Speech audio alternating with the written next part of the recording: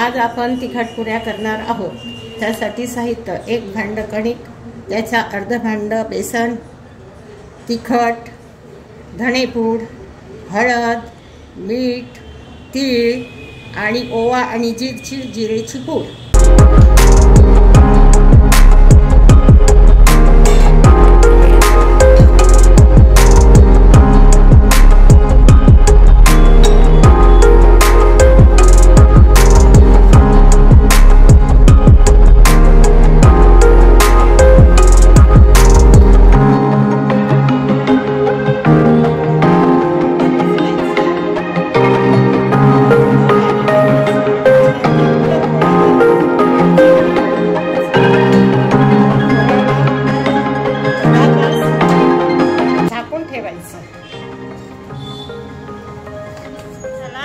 आता छान गोळा मऊ झाला। आता त्याला मळून घ्यायचं। आता पुरी लाटायची।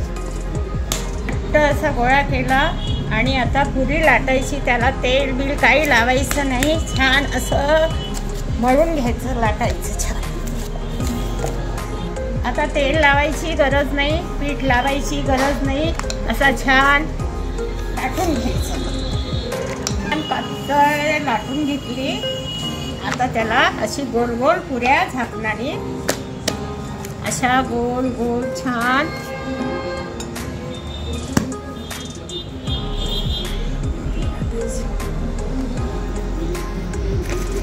आता पुरी तळते। छान अशी एकसारखी एकाच कडेनं होऊ द्यायची।